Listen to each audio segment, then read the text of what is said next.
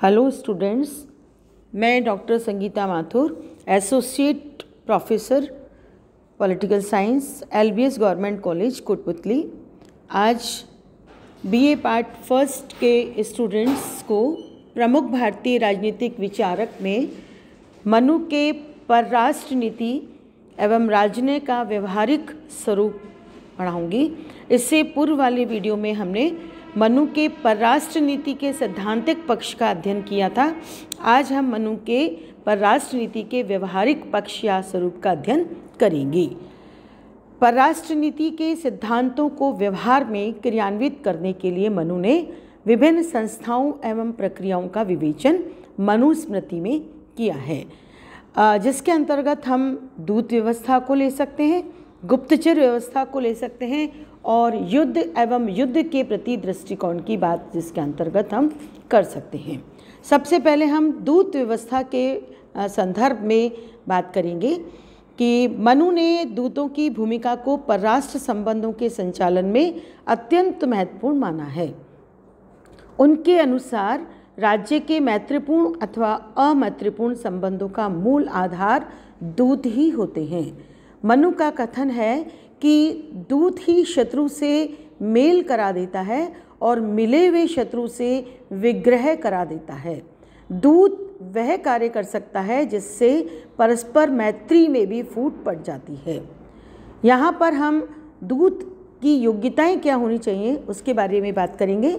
मनु ने शास्त्रों का विशिष्ट ज्ञान, इंगित अर्थात वचन तथा स्वर आदि का समझने वाले भाव तथा आकार और चेष्टा यानी क्रोध के सूचक भाव जैसे नेत्रों का लाल होना, भौहें टेढ़ी करना आदि को जानने की क्षमता, शुद्ध हृदयता, चातुर्य एवं कुलीनता तथा स्त्री आसक्ति एवं मद्यपान से रहित होना आदि गुण दूत की अनिवार्य योग्यताओं के रूप में स्वीकार किए गए हैं।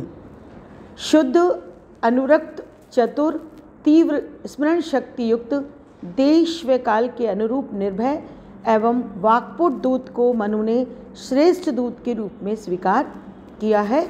इसी तरह मनु ने षड गुणों यानी संधि, विग्रह, यान, आसन, द्वैधी भाव और संशय में प्रवीणता, सामर्थ्य, धर्म, अर्थ व काम से भी शत्रुओं के पक्ष में न आना, गणितज्ञ होना, निर्लोभी व धर्मयुक्त होना, विभिन्न लिपियों का ज्ञान, प्रसंगानुसार कार्य करने की क्षमता, विश्वास पात्र होना आदि दूतों के आवश्यक गुण माने हैं। इस प्रकार मनु परराष्ट्र नीति में दूत व्यवस्था का उल्लेख करता है।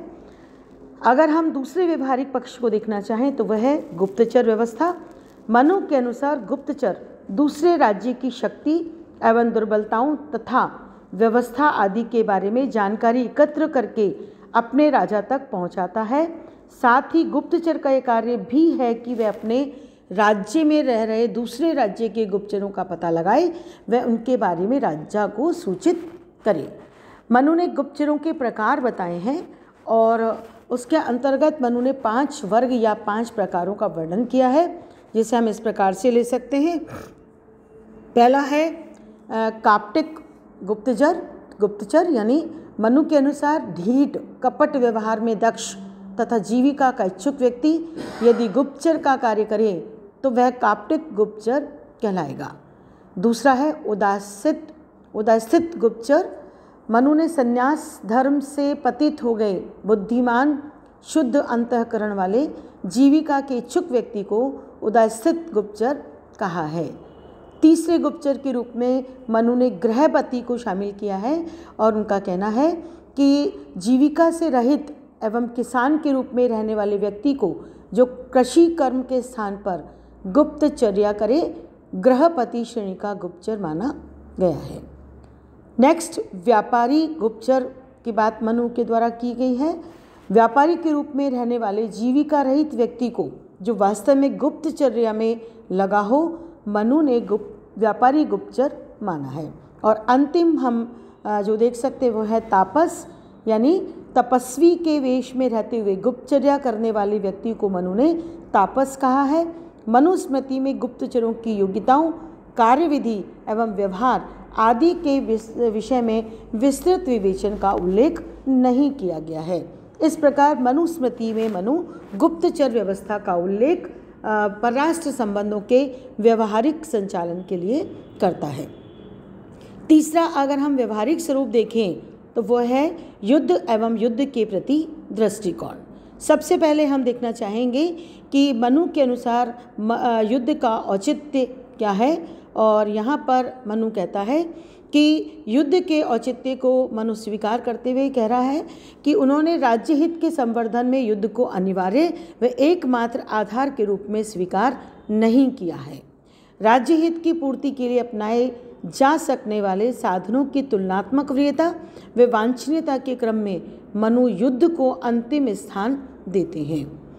मनुस्मृति में अनेक प्रसंगों में मनु ने शासक को परिस्थितियों के स्वराष्ट्र के प्रति अनुकूल होने की दशा में दूसरे राज्य पर आक्रमण का परामर्श दिया है।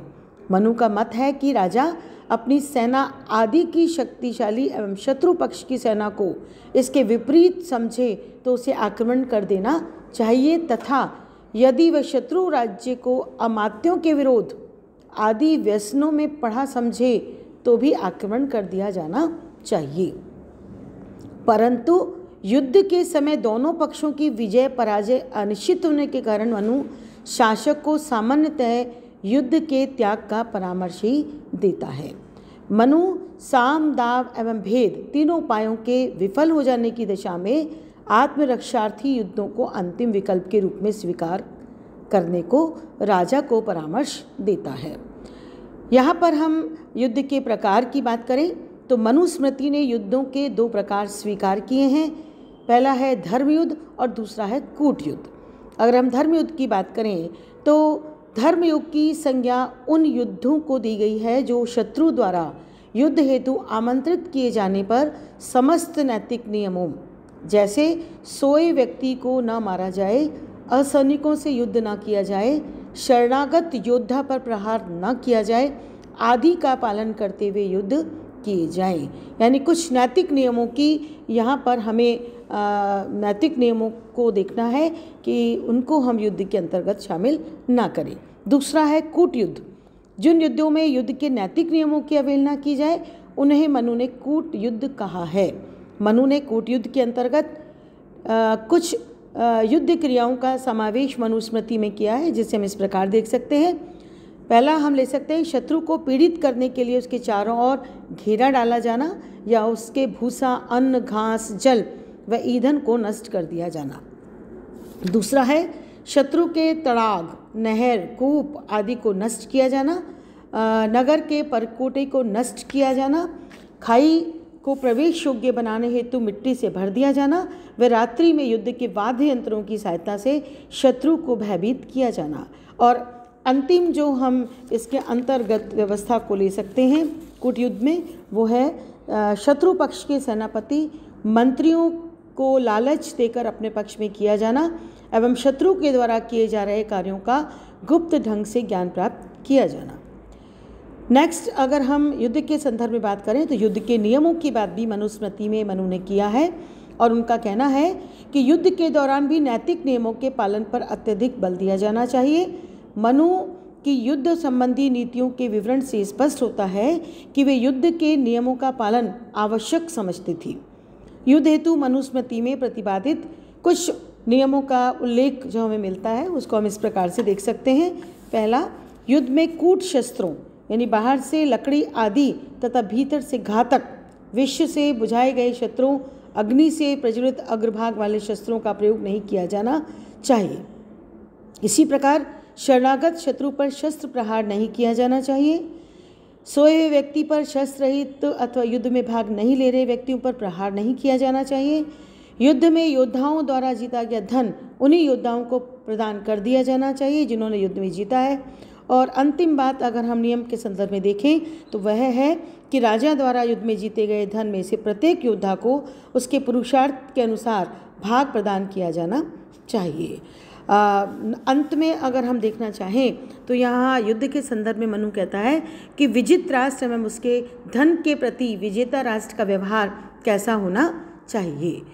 यहाँ पर मनु कहता है कि युद्ध में विजित धन के संबंध में राजा को मनु परामर्श देते हुए कह रहा है कि कम मूल्य के द्रव्य युद्ध में जीत कर लाने वाले योद्धा को ही दे दिए जाने चाहिए। मनु के अनुसार केवल बहुमूल्य रत्न, सोना, चांदी एवं भूमि ही राजा द्वारा ग्रहण किए जाने चाहिए एवं उनका भी यथा समय सैनिकों के मध्य पुरुषार्थ के आधार पर वितरण कर देना चाहिए। मनु ने यह भी परामर्श दिया है कि विजित राज्य पर अपना शासन स्थायी बनाने के लिए राजा को वहाँ के व्यक्तियों के प्रति उदारता एवं सहिष्णुता का व्यवहार करना चाहिए, जिससे वे शासन के कार्यों में सहयोग प्रदान करने लगे। मनुस्मृति में संदर्भ में विजेता शासक को निर्देशित किया गया है कि वह विजय लाभ के उपरांत प्राप्त की गई वस्तुओं का कुछ अंश देवताओं एवं ब्राह्मणों को दान कर दे। वह राज्य में विज्ञापित करे कि युद्ध में जिन व्यक्तियों ने उनके प्रति विरोध का आचरण किया है उन्हें अभय दान प्रदान किया जाता है, अतः वे निर्भय होकर अपने अपने कार्य कर सकते हैं। मनु राजा को यह भी परामर्श देता है कि वह विजित राष्ट्र के निवासियों के धार्मिक कार्यों में हस्तक्षेप नहीं करे, वह नवनियुक्त राजा को रत्नाभूषण देकर सम्मानित करे। परराष्ट्र संबंधों के विभिन्न पक्षों के संदर्भ में मनु ने जो मनुस्मृति में विवेचन किया है उससे स्पष्ट होता है कि मनु परराष्ट्र नीति के विषय में एक आदर्शात्मक व संगठित व्यवस्था का प्रतिपादन करता है और इस प्रकार से हम मनु के परराष्ट्र संबंधों की चर्चा कर सकते हैं और इस तरह वो व्यवहारिक और सैद्धांतिक दोनों ही पक्षों की बात करता है। धन्यवाद।